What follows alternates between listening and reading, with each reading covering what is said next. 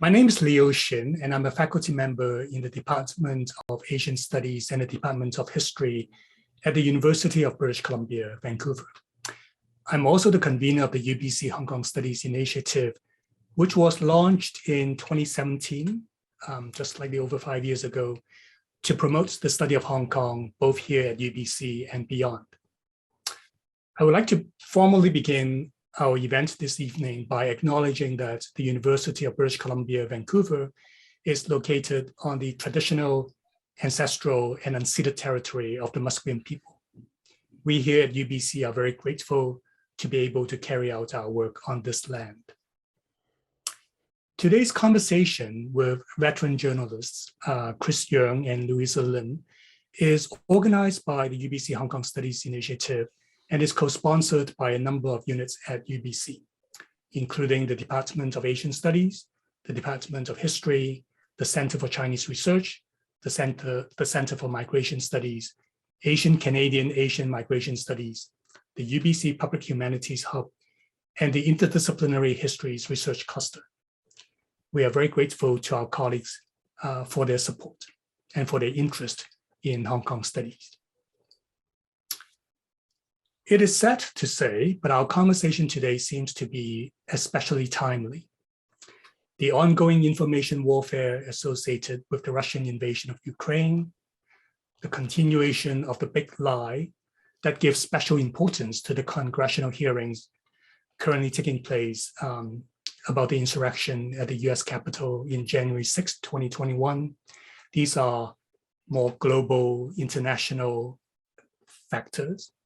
But bring closer to home, next week would mark the first anniversary of the closure of Apple Daily, the famous newspaper, the very well-known newspaper that was forced to close down last year in Hong Kong. And last week came the news of the closure of FactWire, another news organization in Hong Kong, which specialized in in-depth investigative reporting. And of course, in between, we have witnessed the closure of Stand News, Citizen News, as well as the decision by the Foreign Correspondents Club of Hong Kong to suspend its annual Human Rights Press Awards. So not the happiest context, but I'm very grateful that today we have our guest speakers, Chris Yeung and Louisa Lim, to join us for this very important conversation. So very briefly, the format of today's event is that we will invite our speakers to each speak for about 10 minutes. And then there will be a conversation between me and the speakers for about another 30, 40 minutes. And then we'll open up the last 20 minutes for Q&A and comments from the audience. So please feel free to type in your comments or your questions, again, using the Q&A function at the bottom of your screen. So let me briefly introduce our two speakers. Chris Yeung is a veteran journalist who has worked in various capacities at Citizen News, Hong Kong Economic Journal, and I think Chris started off at South China Morning Post. Just on a brief note, I could claim myself to be a one-time journalist, but when I said that, or when I say that, I feel very much ashamed because I lasted for about 6 months. But I remember when I was a journalist, I was peering over, well, anyway, when I was a journalist, I won't necessarily tell you when, but I was always keeping an eye on the bylines over in South China Morning Post. And the byline that I kept the most attention, I paid the most attention to, is the bylines by Chris Yeung. I always wonder who he was, and now I know.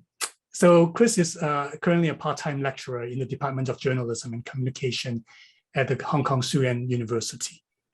Between 2017 and 2021, Chris served as chairman of the Hong Kong Journalists Association. Dr. Louisa Lim is the author of The People's Republic of Amnesia and the recently released Indelible City, which I am very happy to have a copy, and I highly recommend it to everyone who is interested in what has been going on in Hong Kong.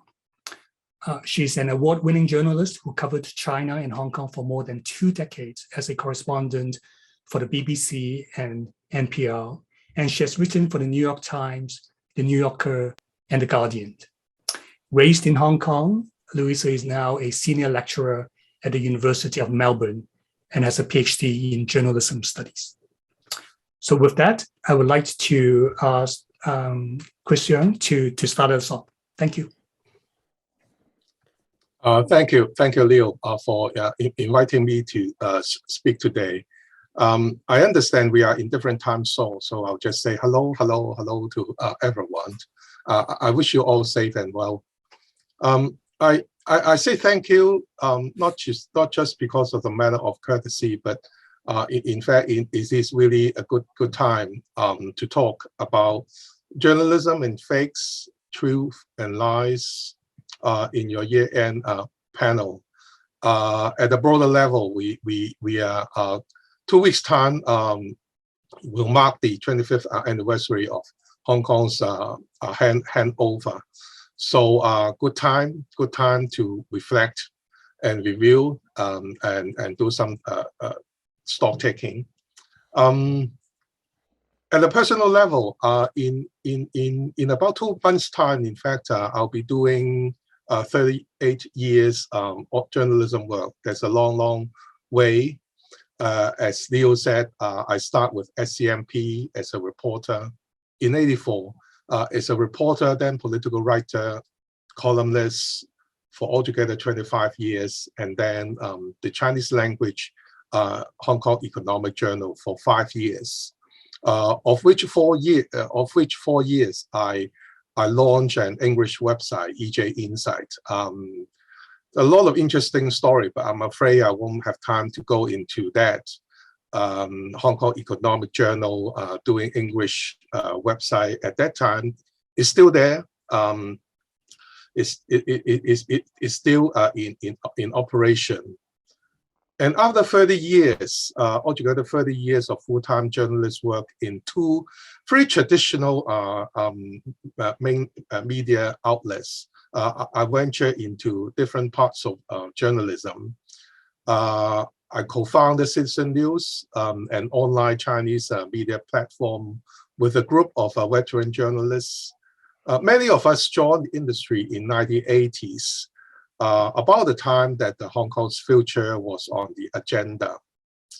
As Leo said, I was chairman of JA between 2017 and 2021. The second 2 years coincide with the 2019 social movement. The most turbulent times of Hong Kong and the most difficult time for journalists for decades. About the same time, I started teaching English writing course at university. I try to mention a little bit because my past really reflect a lot of changes in society and the media. And in fact, as I grew older, after 30 years full-time job, I have a stronger sense of urgency in making use of my time to do more.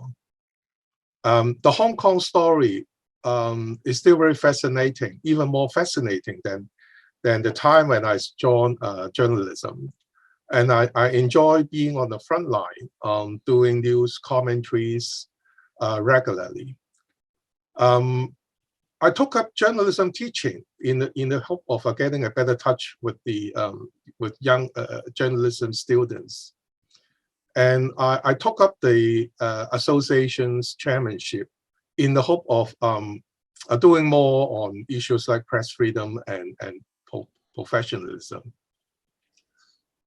At the personal level, the closure of Citizen News marked the end of our initiative of setting up an independent media financed by the public. Back in 2017, it was out of concerns about the imminent end of or weakening of independent media in Hong Kong, that a group of veteran journalists, including myself, decided to set up our Medium platform. And then, of course, come 2022, in fact, exactly on the 4th of January, it was out of concerns about the safety,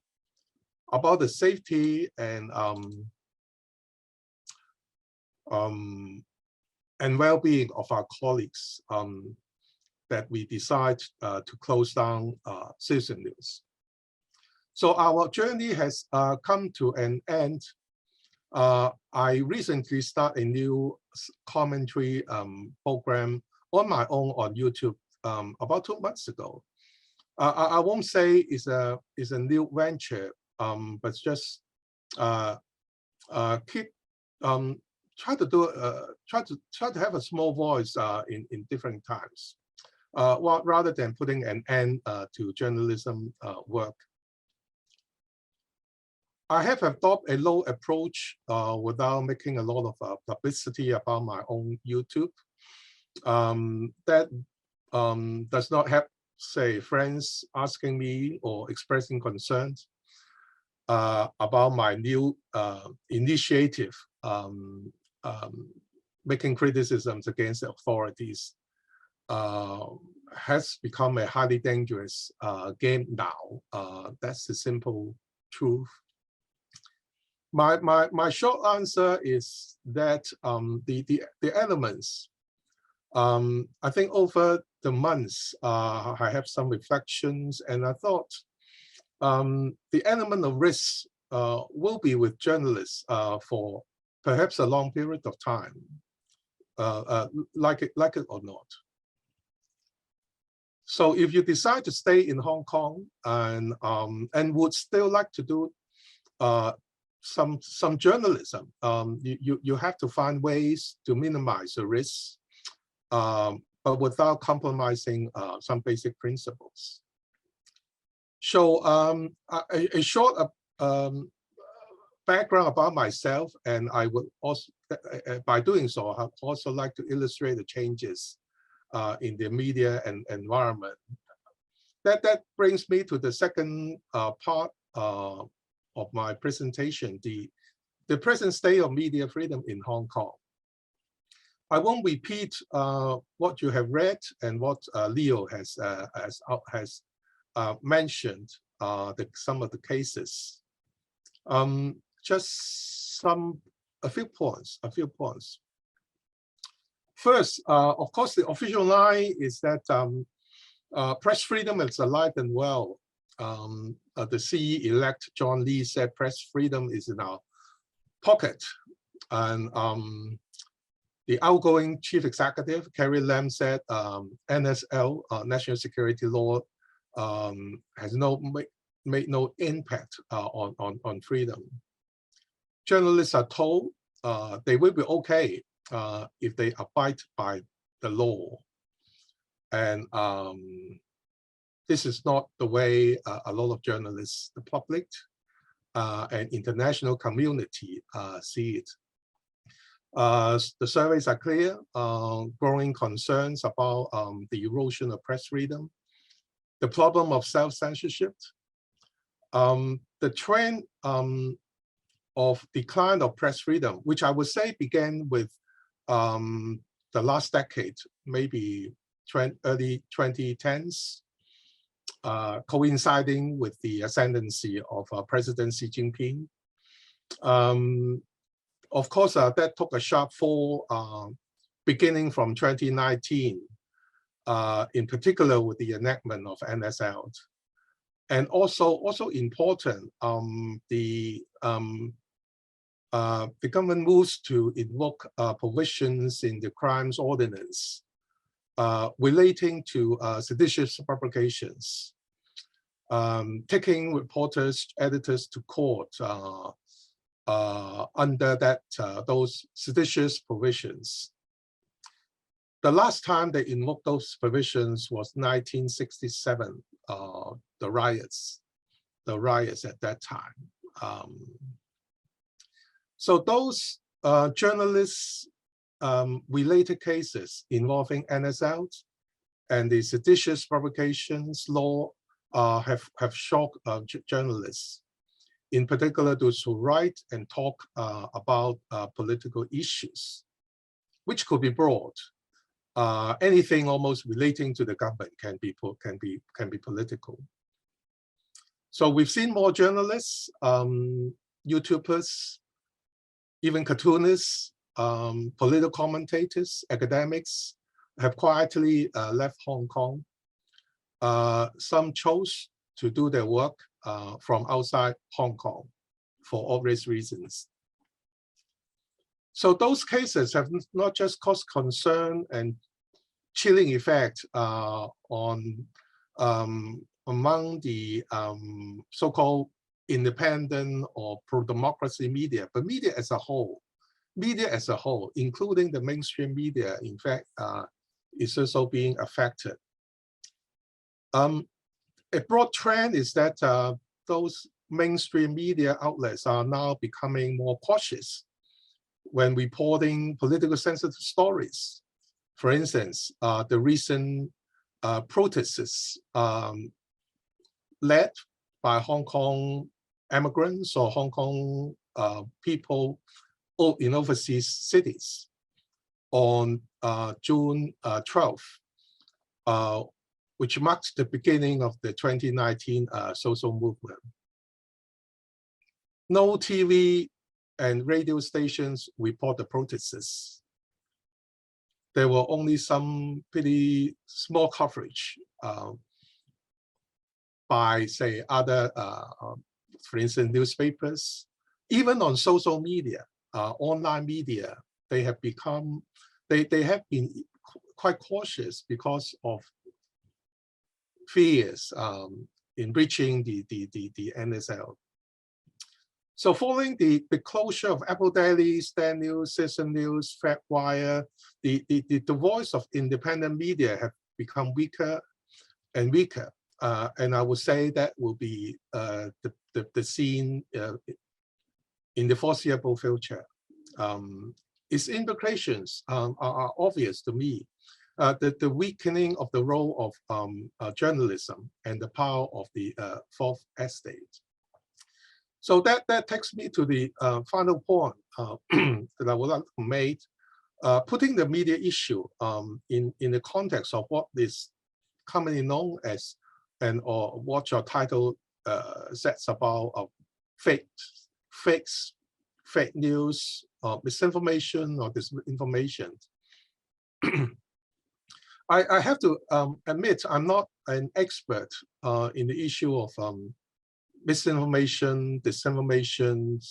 I understand that's a subject now journalism academics are interested in, and there are some experts doing studies on those issues.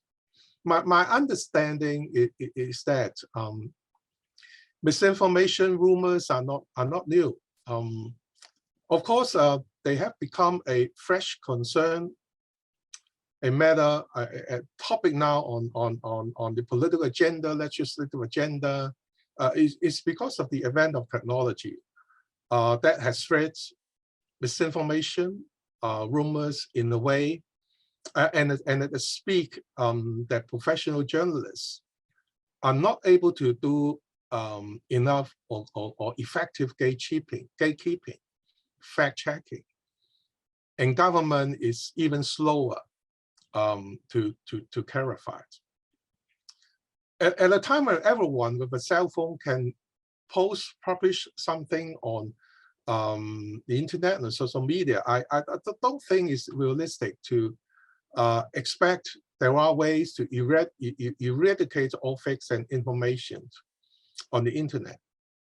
Some places have and are planning to do it through legislation, including Hong Kong.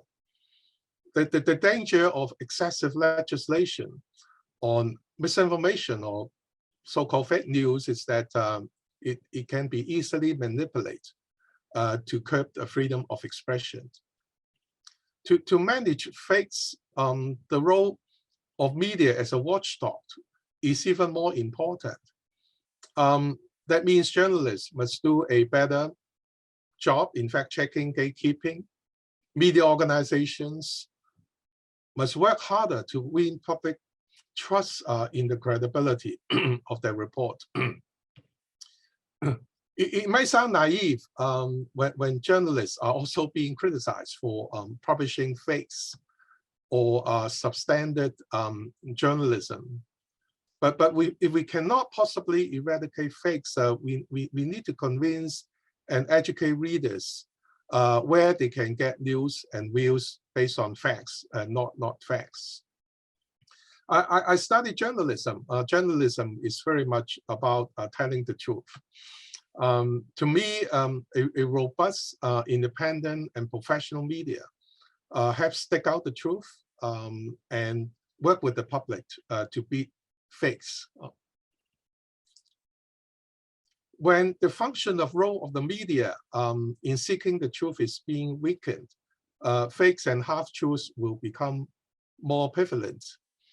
The situation will be even worse if the government becomes a major source of fakes, or use the power to block efforts, the media, society, to get the truth. And instead they determine and dictate what the truth is and penalize those who disagreed. An example is the 2019 social movement.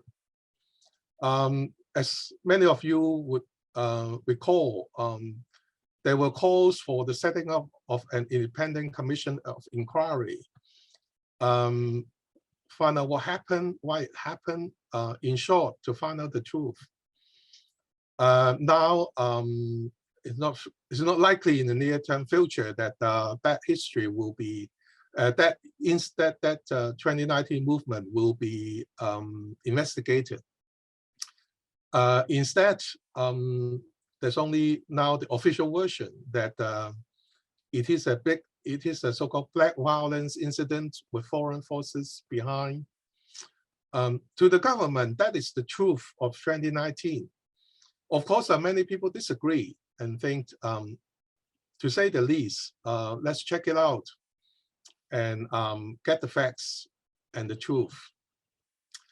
So I'm afraid my remarks may be a bit disorganized, but I hope it will give some thoughts for our discussions today. Thank you. Thank you very much, Chris Yeung. I was going to say wonderful, but it seems like the wrong word to use. But we hear you, and we are very mindful, and I'm very grateful for your pointing out some of the challenges that Hong Kong is facing. So thank you. So now I want to turn it over to Louisa Lim. Oh, thank you so much, Leo, and thank you for inviting me to be part of this and for all the work that the Hong Kong Studies Initiative does. Before I start, I should say that I'm talking to you from the traditional land of the Wurundjeri people of the Kulin Nation. It's land that was stolen, never ceded, and I would like to pay my respects to Indigenous elders, past, present, and emerging. My career has really been very opposite to Chris's. I've covered Hong Kong from the outside in, but it's really where my journalistic career started. So I thought I'd just make some kind of quite broad comments about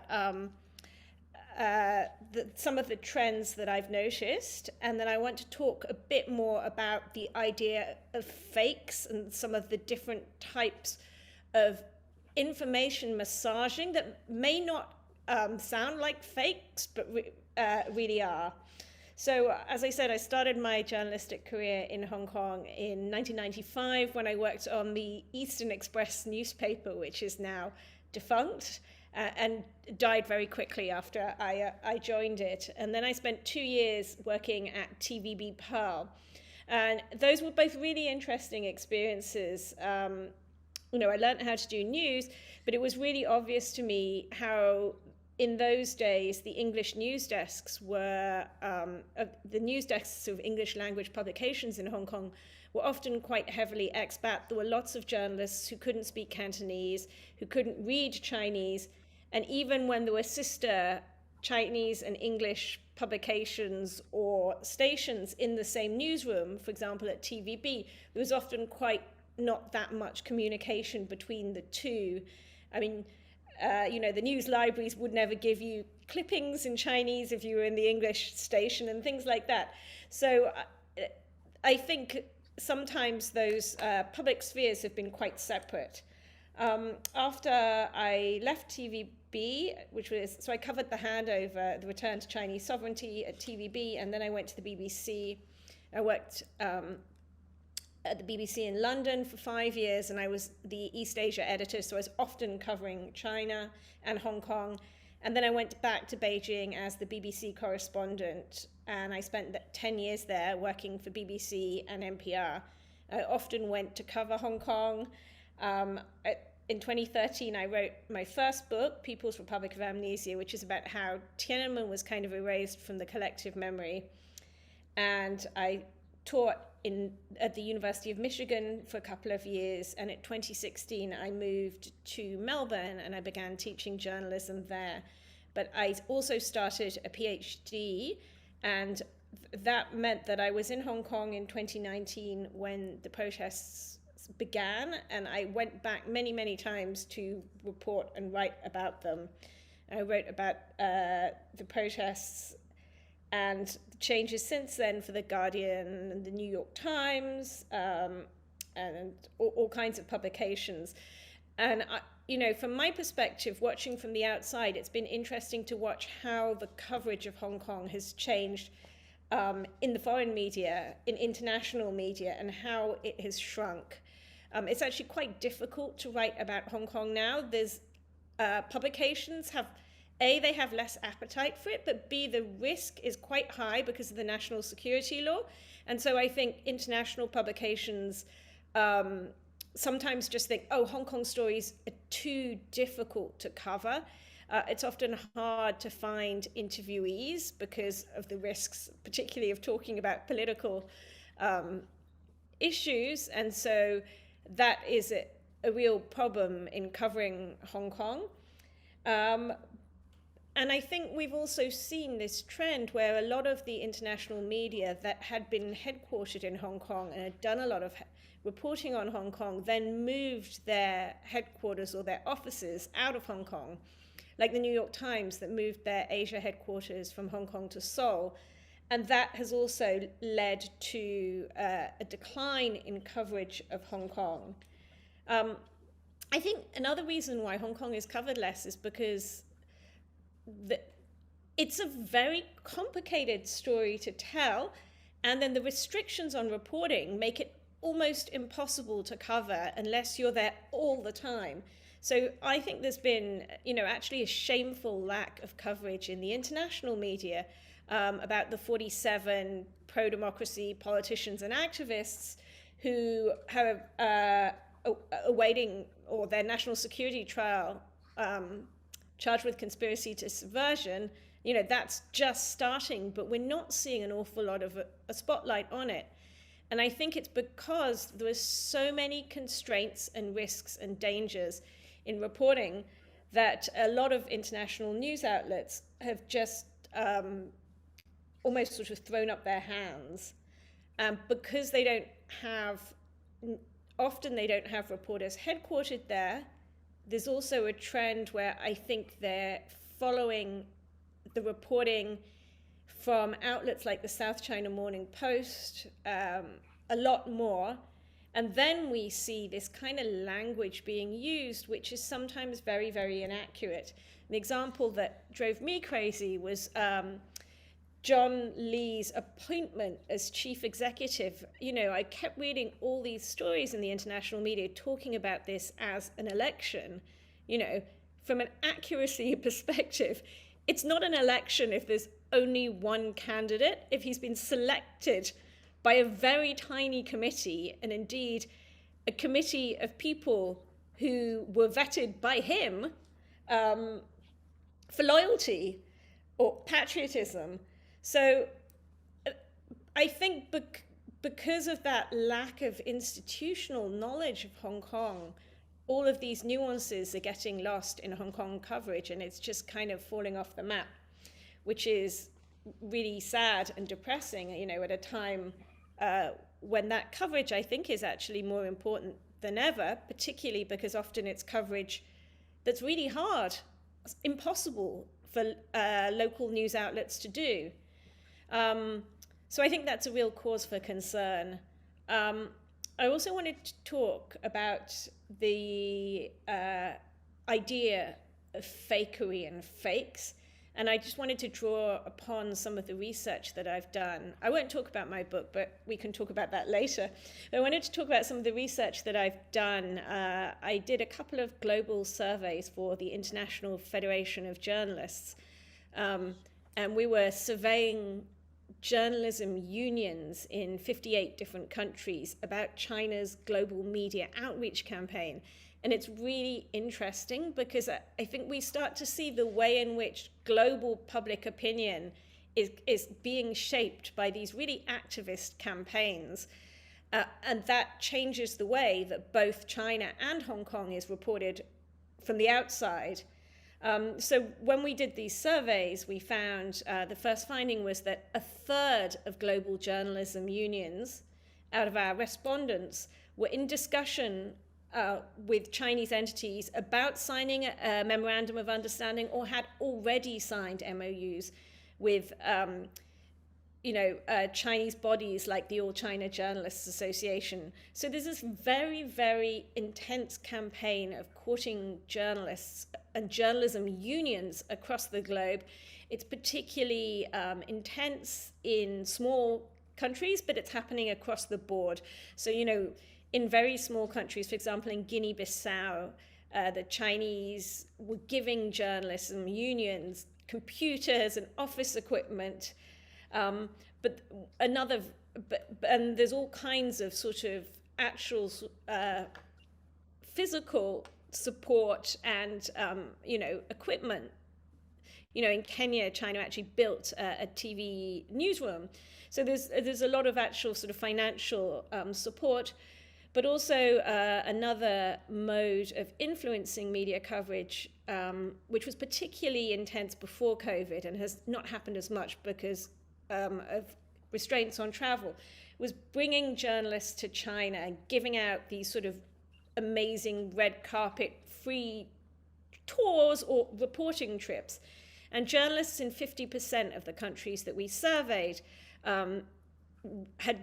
had been on these trips, and in some places they were really, really popular. We did a roundtable in Myanmar, and there were probably about 8 journalists there, and every one of them had been on these sponsored trips to China, and one had said they had been 8 times. So that was really extraordinary to me. And I would say that a lot of these unions found these trips very beneficial. They were the only way that they could cover China because they didn't have, the funding to do that. But of course, these trips, they bring journalists and show them, you know, often they're giving them access, really privileged access to, businessmen and officials, and a certain type of coverage emerges. And the most blatant example that we found were these tours that were taking journalists and bloggers from Muslim countries to Xinjiang. And they even took these tours to the indoctrination camps where up to 1 million Uyghurs are being held. And these journalists who went on these tours, you know, they were blown away by them. They were very impressed by these indoctrination centers because they were told they were vocational education centers, and because, you know, all of the reporting happened in very closed circumstances. All the translators were from, state-run bodies. But these journalists who went on these trips, they would write these glowing reports about China's strategy for dealing with religious extremism, And they would also be used by the Chinese, so that cameramen would go on these trips with them, would record them, and they would also interview these journalists, and then these journalists would appear on, at the top of the CCTV evening news, praising China and legitimizing China's policies towards Islam. So they were really serving a double purpose, sort of both as tools of propaganda and as tools to spread Chinese views overseas. So that's a kind of fakery that we're seeing, where the entire international news landscape is being massaged by these approaches to foreign journalists. And I think the really interesting thing, just to bring it back to Hong Kong, is that a lot of this work happened before COVID, so from 2016 to 2020. But what happened in 2019, when the protests broke out in Hong Kong, was really the activation, I think, of these networks, because there were all of these journalists who were already feeling quite sympathetic to China. And another way in which public opinion, these journalistic opinion, is influenced is the Chinese embassies in these countries will hold press conferences and will send out press releases and will really build up their links with local journalists. And I think that Hong Kong was a point of activation for those networks. I think, and then COVID again, because China already had this cadre of journalists around the world, and particularly in non-English speaking countries, who had been on these trips and already felt very sympathetic to China. So I think Hong Kong was the first point of activation and COVID was the second, and we can talk about how that was used later on, but I'll stop there for now. Thank you, Louisa. That is very eye-opening for me. When I invited Chris Yeung and Louisa Lim to come on this conversation, it didn't occur to me the angle that Louisa mentioned, which is Chris, of course, has been in Hong Kong, right? So from sort of the inside perspective, and then Louisa, in your talk, so drawing attention to the external coverage, right? So the inside and outside. I think that is actually a very useful way. I mean, it's not the only way, and sometimes the boundary is not so clear cut, but still it's useful to be mindful of these two dimensions when we talk about journalism covering Hong Kong and China, et cetera, et cetera. So I just want to, again, draw that attention to this inside and outside dimension. There are a number of, so perhaps if I forgot, I mean, the surveys that Louisa mentioned, they are highly interesting. Is there a way for people who are interested to find that information or to look at your surveys? Absolutely. I will put the links in the chat box for everybody to access. And if people cannot see it, we can, maybe Sonia can type it into the question and answer area. And also, we can also put a link on our webpage as well. So there are ways to do it. So, okay. I just thought that it would be interesting for those who are interested to get access to see some raw data, or at least right. As a historian, I'm interested in the raw materials. So that's very sort of on a sort of selfish front. I also hear, so Chris mentioned in a number of ways and a number of times the challenges or the problems, to put it more bluntly, about self-censorship, right? I think this is really a major challenge for so many levels, because oppression does not have to be direct.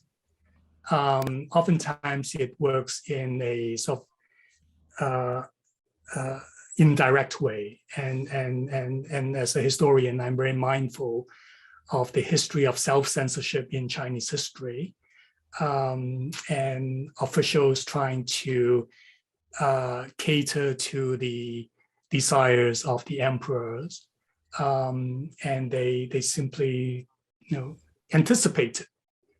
And so the problems of self-censorship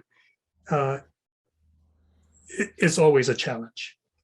And I also heard these China-sponsored trips and the building of TV stations, et cetera. When Louisa mentioned those, I was making some connections to a couple of things. One was the occasional supplements that we sometimes find in national newspapers or even Economist or the Globe and Mail. And I can spot them because it does say it is sponsored.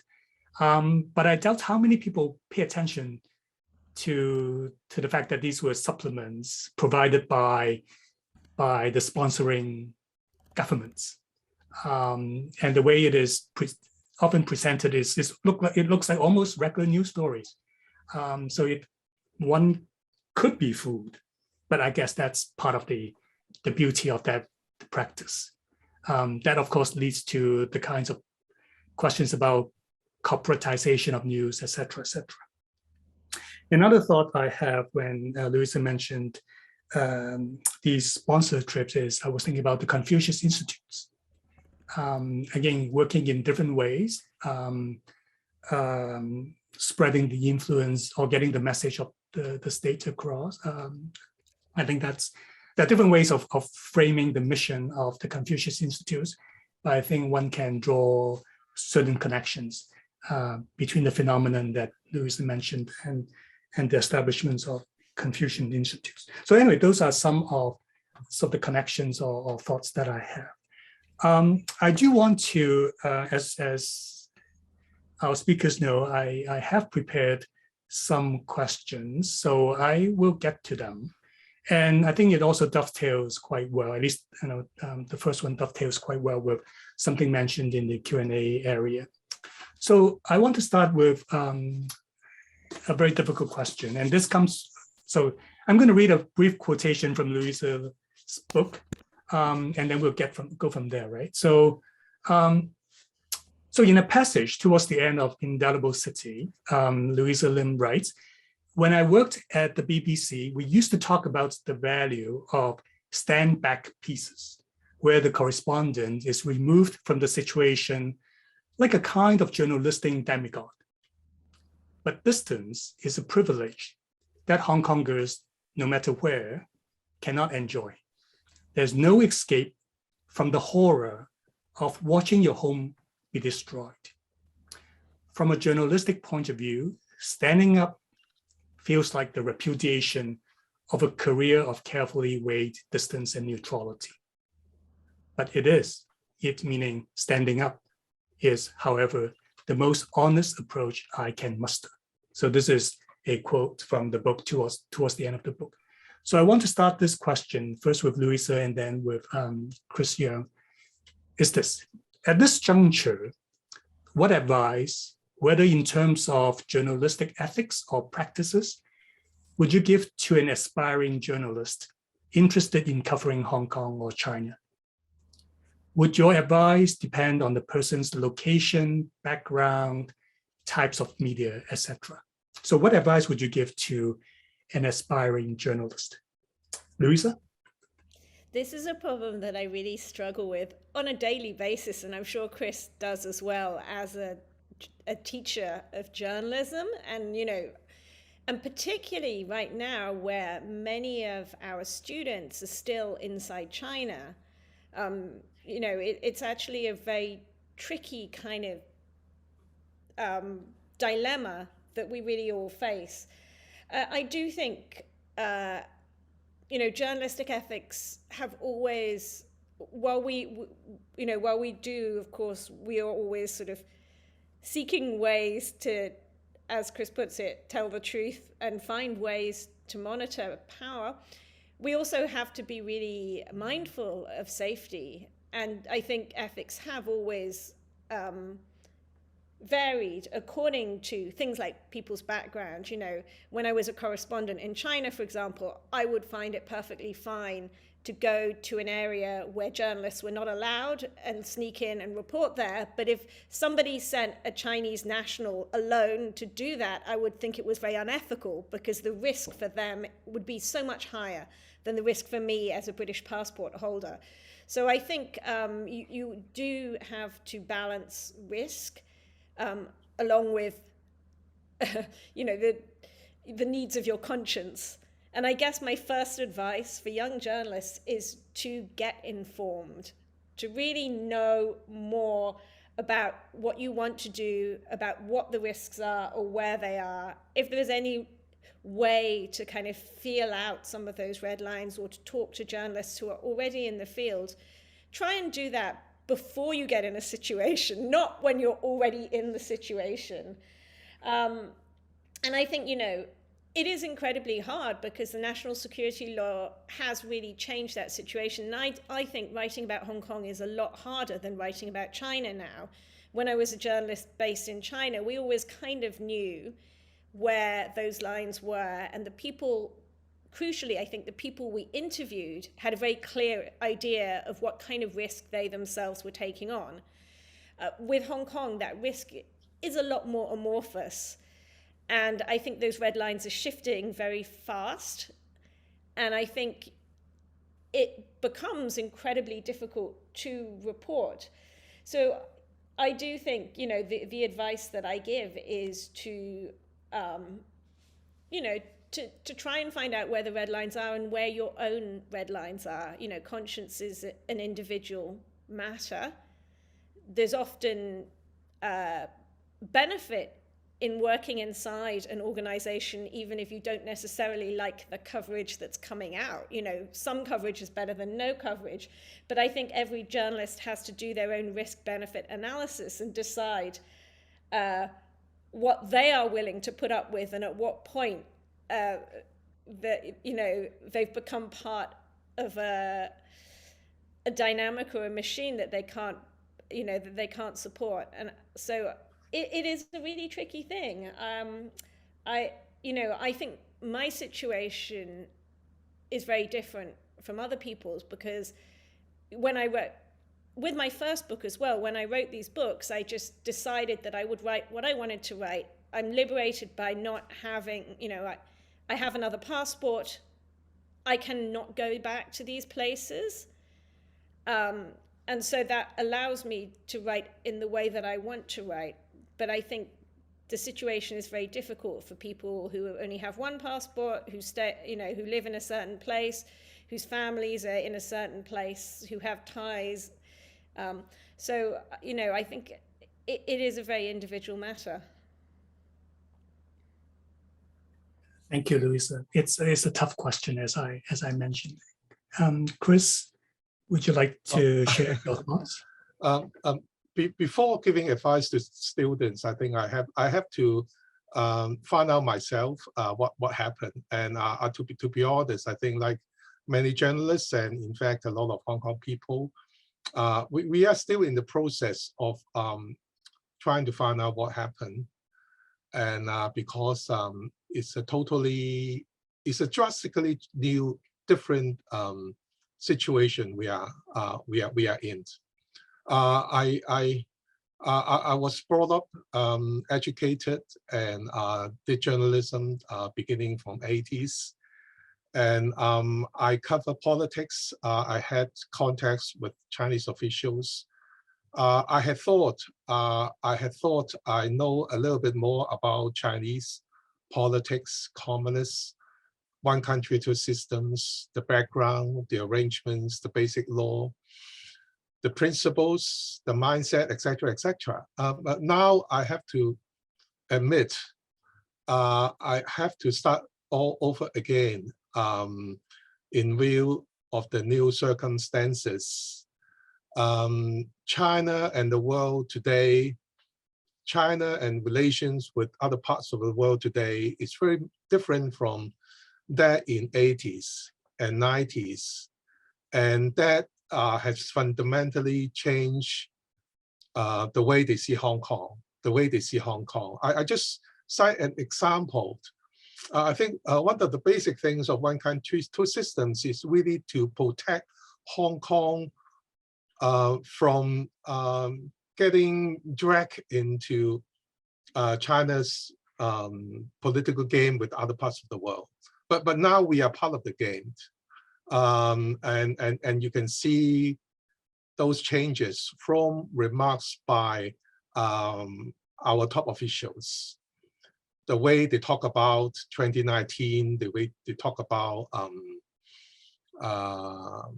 some political issues, NSL, and even press freedom. So the first thing is really for journalists.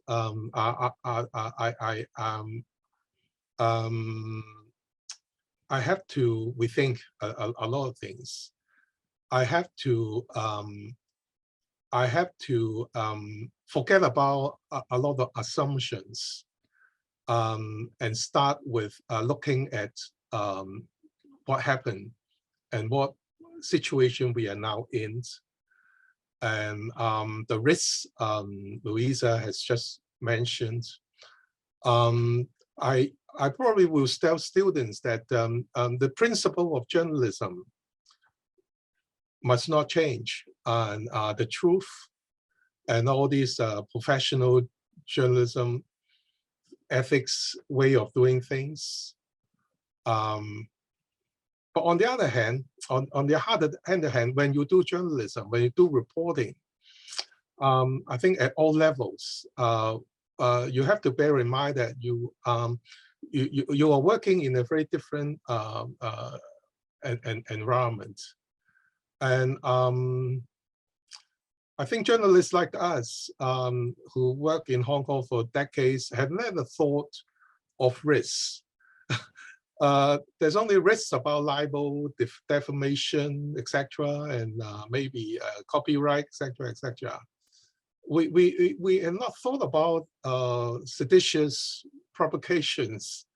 The spectrum of views in Hong Kong is quite wide, and even on very politically sensitive stories, criticizing Xi Jinping, the Communist Party, power struggle, etc., factionalism, etc., China's relations with the world, etc., foreign sanctions.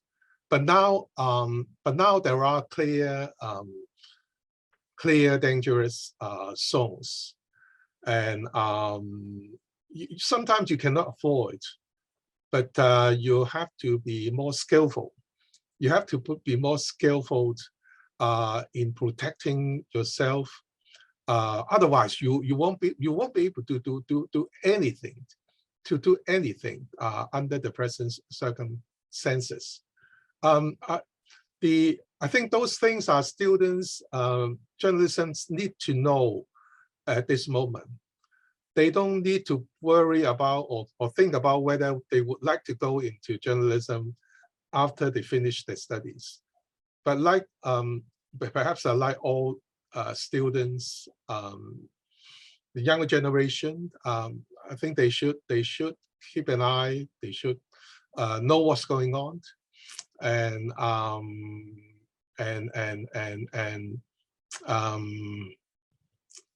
particular for those who want to stay here. And this is the new Hong Kong, in a sense that this is a new Hong Kong. A lot of things are familiar, but some of the important things are different. So that kind of a new thinking, I think, is the basis for a lot of things, not just journalism. Yeah. Mm-hmm. I want to follow up briefly because it's also raised by one of the a member of the audience about the number of enrollment. I guess that's one way to gauge the climate is the number of enrollment of students in journalism. So, Chris or maybe Louisa, do you have a sense whether or not there's a decline in the willingness or interest amongst the younger people, or they might find actually the new technologies, et cetera, makes the profession more exciting, right? So can you give us a sense of the level of interest among students in journalism?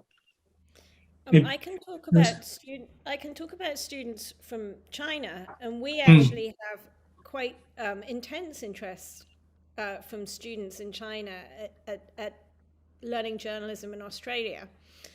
But I think one of the things that has happened has been that really since 2012, China's version of news has become much more Marxist-Leninist and more, and so often when these students start learning, they're actually quite confronted by the idea of a fourth estate model of news, because they've grown up in such a different system, and it's like, they want to study golf and they get here and we're teaching lacrosse, and they didn't realize that lacrosse even existed, So there's even, I think that systems have become so far apart that studying journalism overseas can be quite shocking for Chinese students. That being said, we have some amazing students from China. We have some who get here and study with us and, find it immensely interesting and rewarding. But I think it is just a measure, though, of the shift in China's, in the way that the news industry has been used and has been viewed by the Communist Party, that it's almost like a bifurcation. Well, in terms of numbers, as far as I understand, there's no marked drop in the number of enrollment of students. But of course, there's a very significant change. In fact, not just in recent years, the number remains more or less the same. But those who plan to do journalism, join the media, news media, has dropped. I think fewer students plan. So many of them, in fact, have already decided, perhaps the day they join studies, that they're not going to those journalists. They just want to study journalists, maybe those training, etc., etc.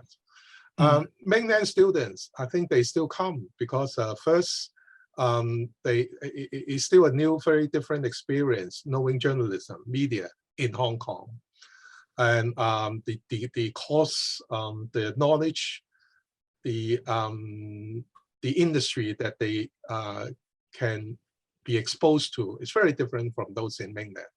Secondly, of course, Hong Kong is still a stepping stone for mainland students getting out of the mainland, and from here, staying here, or from here to other parts of the world.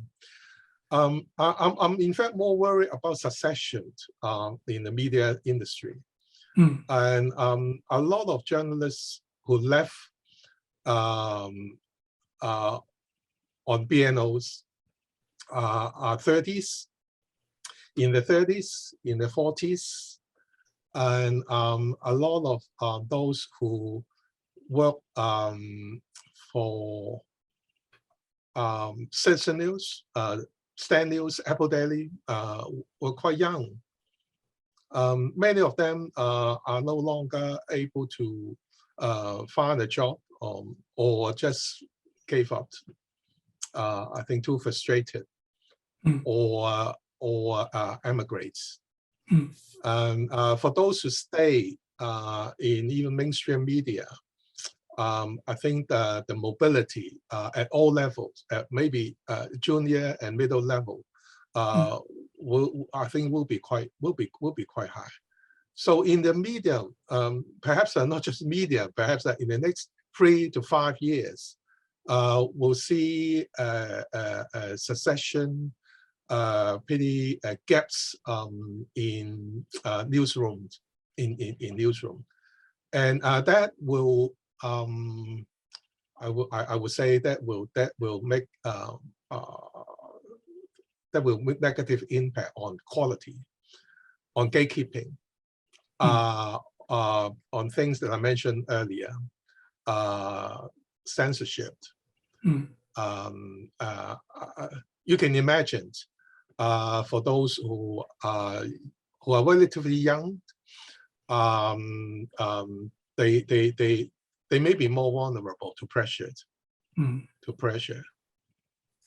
So those are the impacts. Yeah, when Chris was talking, it reminded me again with the closure of these various independent media, Apple Daily, and with the it's not quite exodus, right? But with the increased number of people leaving Hong Kong, there is really a risk of a rupture, because in some way journalism is still a form of apprenticeship. You partly learn in the classroom. You also partly learn from seeing how others do it, and I think there is a real risk here. So I would like to move to another question. I'm mindful of time, and I also want to make sure that we do get, if the audience has questions, again, please feel free to type in the Q&A, and I'll try to make sure that we incorporate your comments and questions into our discussion. We may not be able to get to all of them, but do feel free to type them in, and our speakers can see them. So I want to shift gear. I'm going to shift gear to talk about social media.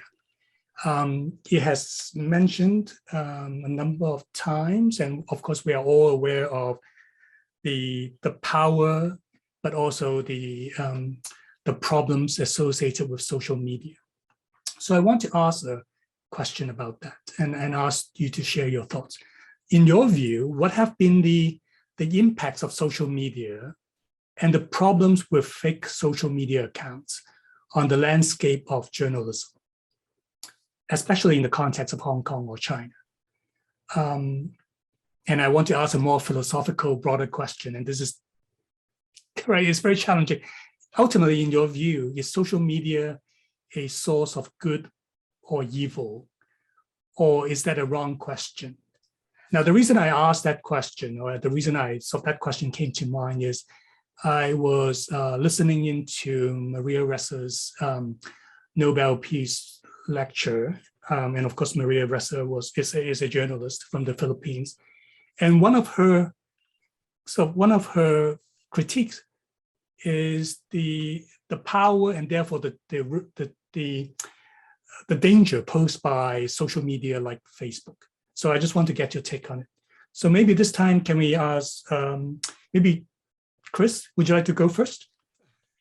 To be honest, I'm a pretty traditional journalist. As I mentioned earlier, SCMP, Economic Journal, a bit traditional.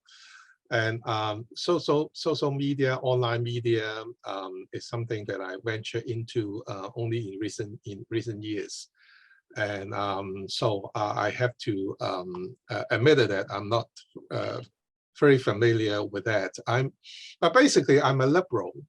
I'm a liberal. So and as I said in my presentation, there are changes that you just cannot reverse, and you can't. The merits of putting restrictions on social media are always worse. Well, always outweigh the merits, and as some of you may have mentioned earlier about the Chinese going into the social media, Twitter, etc., etc. I always think that to me they should be welcome going to the media, to the market, to promote, to say, to put their case. The problem, of course, is that don't put restrictions on those you disagree with, and to monopolize with all these resources and power the field of opinion, and to get rid of others. I think that's, to me, the more imminent danger and problem. As I said, it's okay for the mainstream media to say, to get a positive spin about, say, Hanover, about Hong Kong, about etc., post NSA, etc. But don't get rid of others who say there's a problem. And but now the situation, of course, is worrying that we are getting fewer and fewer different voices on social media, on the media, and that's to me a concern. And as long as there's room for other voices under independent media, I'm sure that they will be able to tell the truth and just let readers to know what the official version is, and what's the problem. Thank you, Chris. Louisa, your thoughts? So I mean, I think what has driven China's strategy has been this perception they have that discourse power has been dominated by the West, this Western hegemony of discourse power. And China had to really increase it. And we've seen how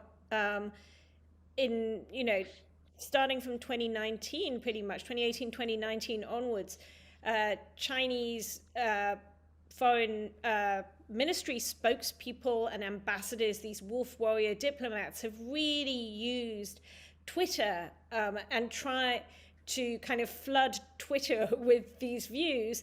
We're also seeing all of these bots and fake Twitter accounts emerging.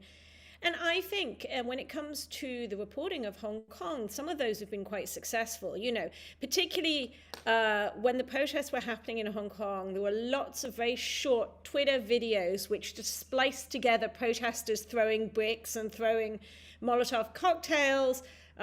There was a man who was set on fire by protesters that featured very large in these videos. And these kind of, short 1 to 2 minute videos with dramatic music, you saw those being circulated a lot on Twitter every time protests were mentioned. And I think there is a kind of hangover from that. And that is one of the results has been a lot of people, when they talk about the protests in Hong Kong, they call them riots and they call protesters rioters, even though, technically how many riots were there? There were, by and large, there was very little that would be classified as a riot. There was violence, but was it rioting? So I think that those kind of attempts have really had an impact on some public opinion on Twitter. But again, it's hard to tell because you can't really tell which are real accounts and which are fake accounts. But even now, if I post a picture, this happened to me the other day, I posted a picture of the 2019 protest with 1 million people, and immediately I got, maybe 40 responses from people saying things like, oh, why is she not posting pictures of the rioters? Where's all the violence? And, these get very personal. The one that made me laugh was somebody who wrote, my grandparents would be ashamed of me. But I mean, I think those personal attacks on journalists are particularly underhand. And, recently there was a really interesting reporting coming out of ASPI in Australia, which found this network of fake Twitter accounts that is targeting female journalists with ethnic Chinese backgrounds, and really intimidating them, bullying them, attacking them. And some of the kind of abuse they've had is really extreme. One example is Vicky Xu, who they made a fake video, a fake pornographic video by putting her head on someone else's body, and that went all over social media in China. So there's this, social media is being used, and it's this real sort of toxic mix of ethno-nationalistic misogyny, where they're also accusing ethnic Chinese women of being traitors, as well as all these sort of sexual slurs. And it's aimed both, I think, at undermining their work, but also as a message to young people who might be interested in getting into journalism. Maybe you don't want to do this. And I think it's part of a campaign aimed at undermining Western journalism, and we're seeing, these messages in the Chinese media about the dangers of Western journalism, and I think that's very dangerous. And would also say it's interesting, you mentioned Maria Ressa, but she also was targeted by the same kind of campaign, and they, lots of sexual slurs. They compared her to a monkey, and that campaign, part of it was also came from state-sponsored media. There were links to China. So I think these things are bad, but I also think there were a lot of stories that would never have broken if it weren't for social media. I think there are benefits to social media, just in it increasing, people's ability to communicate with each other. Again, it's maybe somewhere where you need to be able to have the ability to sort of discriminate between what is real and what isn't, what matters and what doesn't. It's like technical glitch there, but thank you, Louisa. I mean, as you and Chris were talking, I was answering my own question, the last part of it. Is it a wrong question? I don't think it's a wrong question, but at the same time, it is a very, very complicated question, right? But on the one hand, I think there is this desire, especially when one is living under authoritarianism, then social media does serve a very important function in allowing voices, otherwise suppressed voices, to be heard. But on the other hand, we do see all kinds of examples in the West that social media seems to have perpetuated polarization and harassment and so on and so forth, so that it really becomes sort of demonstrating the risks and the challenges posed by social media. So, but I appreciate your thoughts on this. I'm mindful of time, so I do want to get to some comments and questions raised in the Q&A. So again, if the audience members, if you do have something, do type in, and you could raise your hand as well. I do see a hands up by Josephine, one of my colleagues here. Josephine, is that a hands up? Would you like to talk, or was it a applause? No, it's not. Okay, I think that was meant to be an applause. I think that might be my guess. So in any case, I want to get to something that is raised in Fenella Song's question, as well as Professor Yan's question. But let me paraphrase it for the sake of time. I think they both touch on something, which is journalistic standard, or there's a certain minimum standard, or at least there's certain integrity that journalists should maintain despite all. I think the question is, at this moment in Hong Kong, I think this particularly perhaps for Chris to think about, is it possible? I think that's a tough question. Is it possible to maintain the kind of integrity and professionalism that is functional, that can at least be functional? Yeah. Getting more and more difficult. first, the macro environment. The macro environment, the new Hong Kong under one country, two systems, the degree of tolerance, for dissenting views is getting thinner and thinner. The second factor happened a long time ago. The ownership of media outlets, say business people with a lot of political business connections running media and weakening independence of the media. That's a trend, and now of course more obvious. And third, in view of the circumstances, the pressure for gatekeepers, editors, journalists, to make self-censorship. I would distinguish between, say, self-censorship and being more skillful and careful in their reporting. I think those can be quite different. Under the present environment, I think it is in fact necessary, sensible for journalists, not to deliberately put him or her into a dangerous situations, so-called tests. We try to go to maximize the room of tolerance and the limits of law. But of course, that will be a very difficult. That will be a very difficult one. And I have to say, even though the present circumstances is very difficult, and I can see some mainstream media are still trying to do some good journalism in a more subtle and careful manner.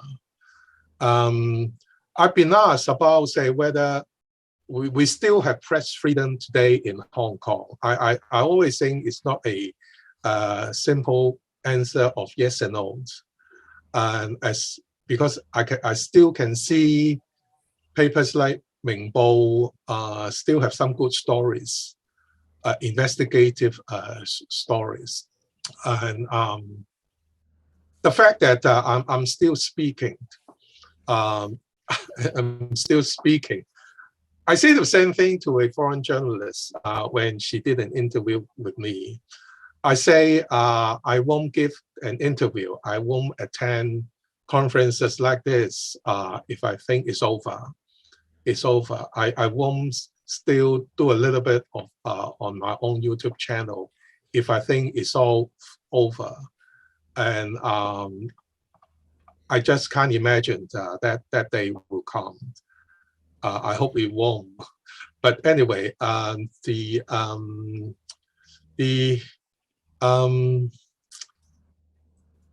those are balances. I think those are balances that we all have to make on a daily basis. Yeah. Thank you, Chris.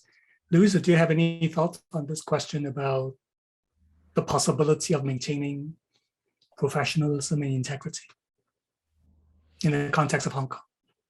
I mean, as I'm not inside Hong Kong, I think it's really hard for me to comment on that. But you know, I just, you know, I guess what I would say is I would urge people who are writing about Hong Kong to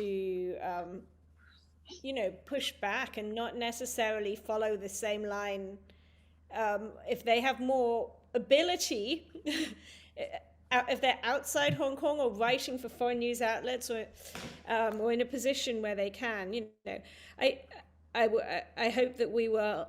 I actually hope that we're going to see some new kinds of news outlets emerging. I mean, you know, there are a lot of Hong Kong journalists outside Hong Kong now, and I'm hoping that that might lead to some other new outlets, new forms of, new reporting, I think it is incredibly hard for journalists working inside Hong Kong, and I applaud them and hope that they can carry on. There's also a question raised by one of the members of the audience about how, because Louisa, you mentioned earlier that it is, even from the outside, right, it's difficult to write about Hong Kong, and people are, for whatever reasons, they're tiptoeing around the story. Is it possible? Would that change? What would be the conditions for that to change? Would the increased number of people from Hong Kong emigrating, going away, especially some of them with journalistic background, is there anything that they can do to help change the situation? I mean, while the national security legislation is in place, I think that it's so restrictive, but also so vague at the same time. I think the same constraints still exist. They may be more free to do reporting, but if they're reporting on things happening inside Hong Kong, getting sources to speak is just incredibly difficult. Like Chris, you might be in a better position to tackle that question.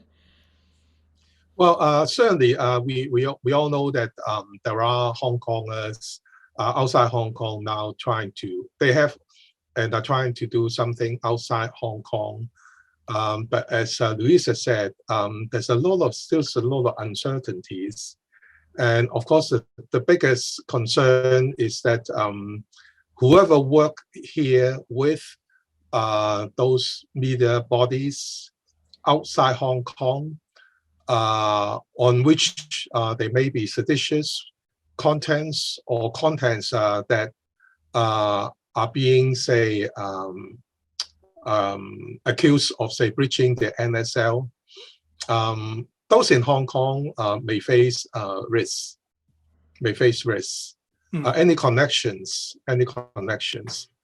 So there's a big question mark there, but based on the law, the NSL, it exists. I think it is possible. It's possible. No one can say whether the law will reach out. In fact, it have already reached out. Hong Kong Watch in UK was told, say, to pull out some of the contents, and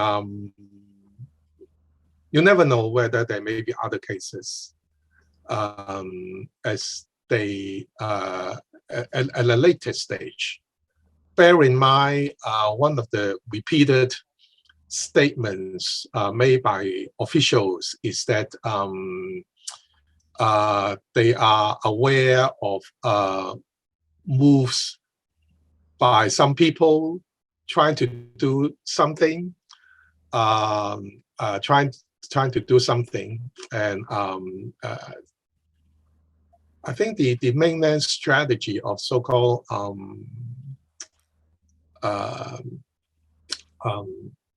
nipping the bug, I think they trying to act at a very early stage.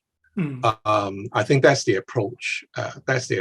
So you never know whether they will soon say check out what's been doing by people outside Hong Kong and see what they can do.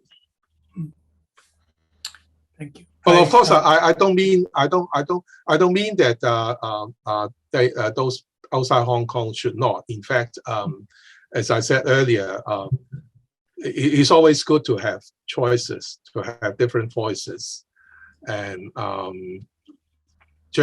good journalism. There's a question raised by my colleague Helena, and I'm going to just read it. That's in part, I think,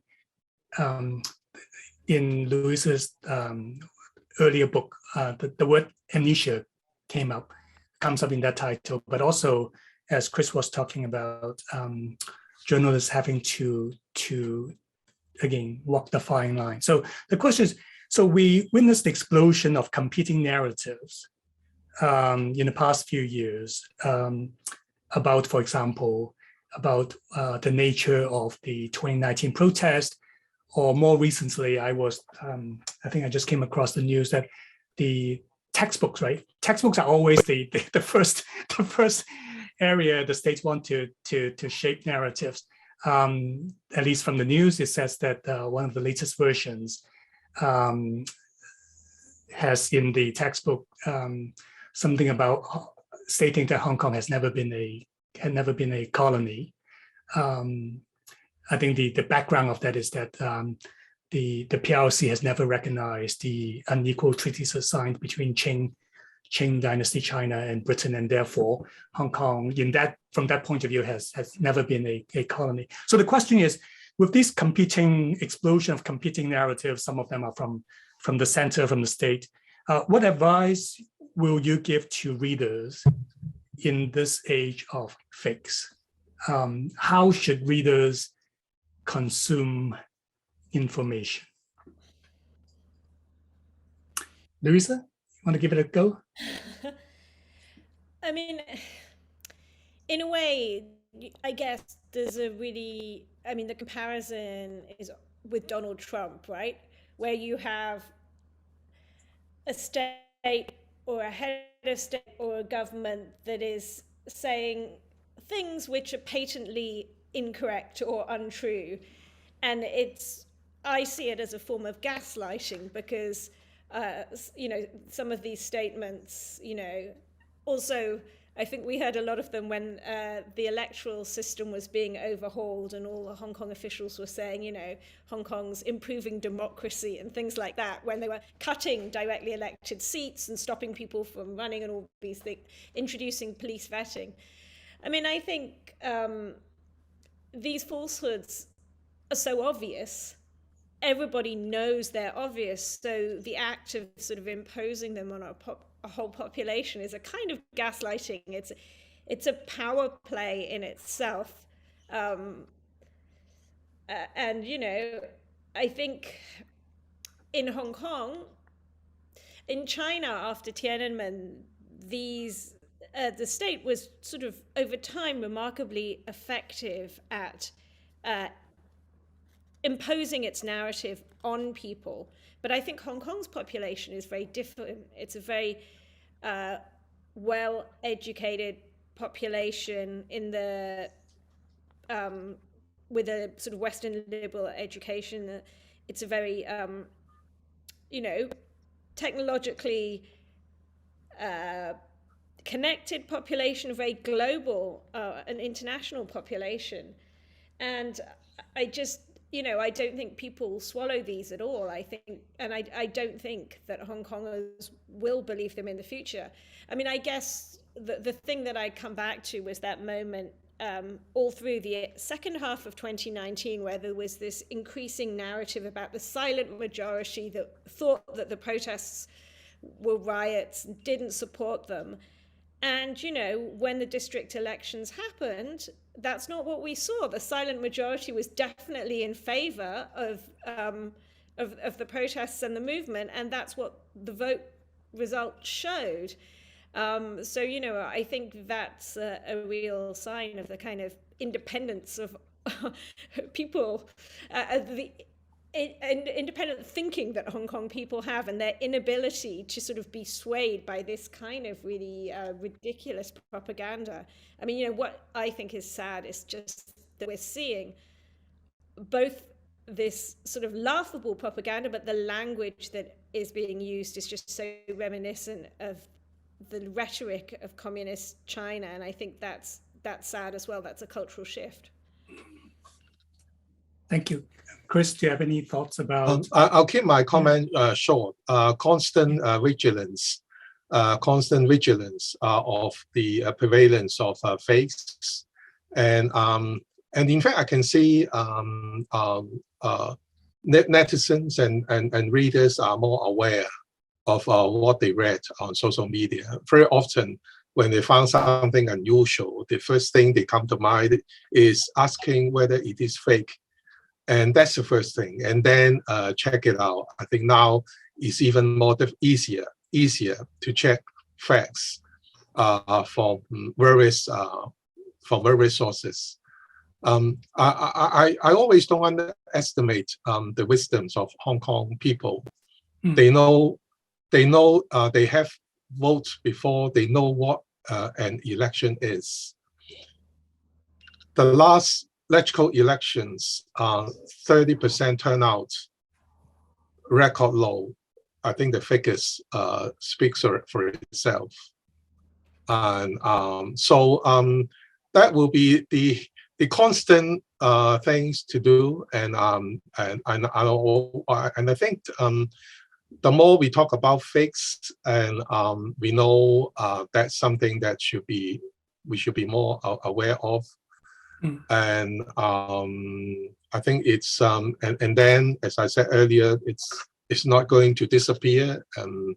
So let's cope with it, and don't do the counterproductive things like legislations.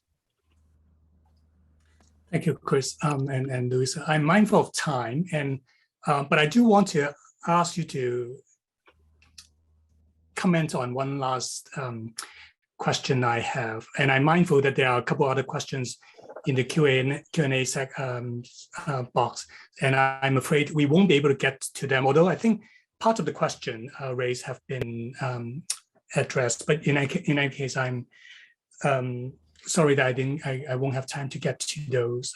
But the last question, I just want Louisa and Chris to reflect on, and it has to do with, the press freedom under NSL, right? That in some way is the background of our conversation today. But I want to get to that from a different angle. Perhaps a more naive and idealistic way, right?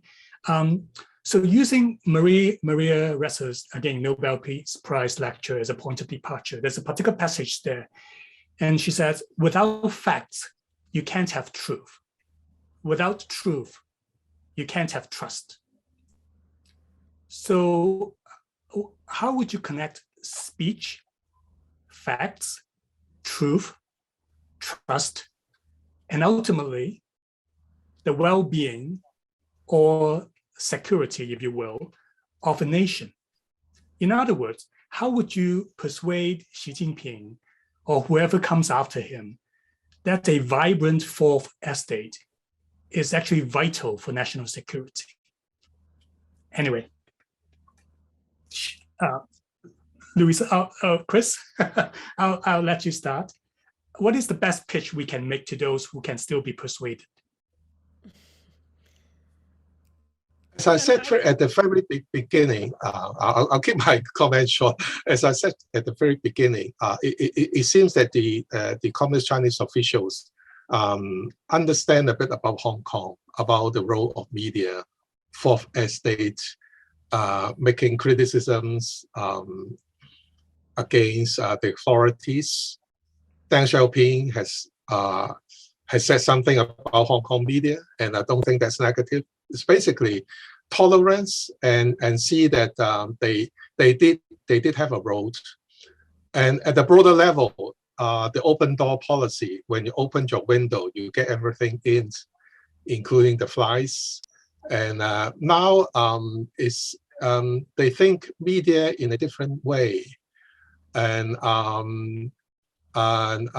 not less on the positive role on media, in gatekeeping, in monitoring, in exercising checks and balances, serving the overall interests of society. But more, unfortunately, on the negative side, troublemakers during the 2019, they feel protests and